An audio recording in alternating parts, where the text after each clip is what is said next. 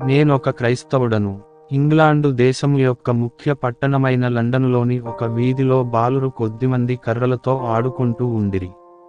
అప్పుడు అకస్మాత్తుగా ఒక కుర్రవాడు తన చేతిలోనున్న కర్రును విసిరినప్పుడు దగ్గరనున్న ఒక ఇంటి యొక్క కిటికీ అద్దము పైబడి ఆ అద్దము ముక్క చెక్కలయ్యెను. దానిని చూచిన ఆ కుర్రవాళ్ళందరూ వణికిపోయి అక్కడి నుండి వేగముగా పరుగెత్తుకుని పారిపోయినారు. ఆ అద్దమును పగులగొట్టిన కుర్రవాడు మాత్రము ఇతర కుర్రవాళ్లతో కలిసి పారిపోకుండా తిన్నగా ఆ అద్దము పగిలిన ఆ ఇంటికి వెళ్లి తలుపు తట్టినాడు. ఆ ఇంటి యజమాని తలుపును తెరచిన వెంటనే ఆ కుర్రవాడు భయముతోను దుఃఖముతోను, అయ్యా, దయచేసి నన్ను క్షమించండి. వీధిలో ఆడుకుంటూయుండినప్పుడు మీ ఇంటి కిటికీ యొక్క అందమైన అద్దమును పగులగొట్టివేశాను. దాని కొరకు నేను చాలా దుఃఖపడుచున్నాను. నన్ను క్షమించండి అని క్షమాపణ అడిగాడు.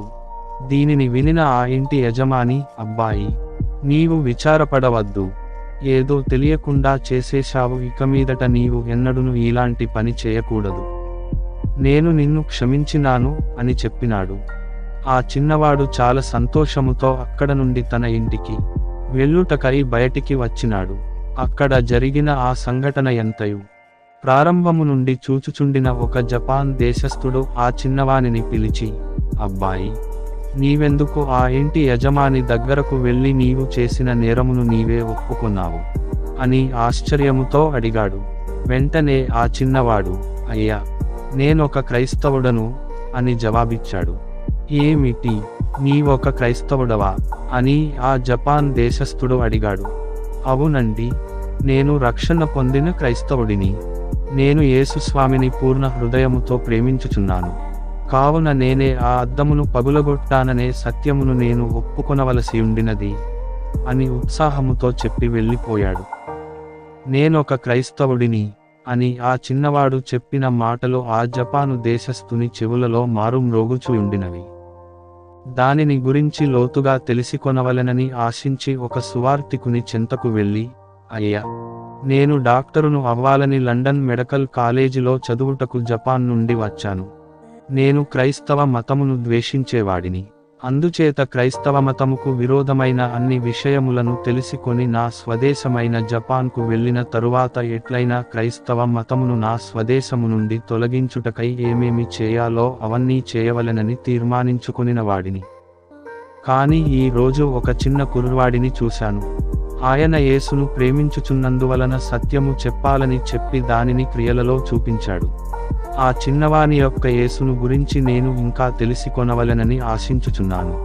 దయచేసి నాకు చెప్పండి అని ఆశతో బ్రతిమలాడినాడు. అప్పుడా బోధకుడు యేసు ప్రభువు యొక్క ప్రేమను, పాపులకై ఆయన శిలువలో మరణించిన దానిని గురించియు, ఆయనను విశ్వసించి పాపములన్నీ ఒప్పుకొని మనుష్యుల దగ్గర కూడా వారికి విరోధముగా చేసినవి ఒప్పుకొని వారి క్షమాపణ పొందినచో యేసు ఆయనను క్షమించి దీవిస్తారని విపులముగా చెప్పారు. ఈ జపాన్ దేశస్థుడు లోతుగా పశ్చాత్తాపపడి తన పాపములన్నీ ఒప్పుకొని పూర్తిగా రక్షణ పొందాడు.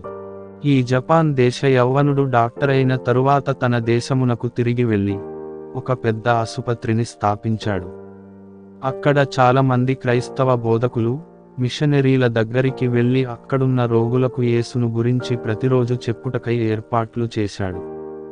ఒక్కొక్క రోగికి చదువుటకై బైబిలును ఇచ్చాడు.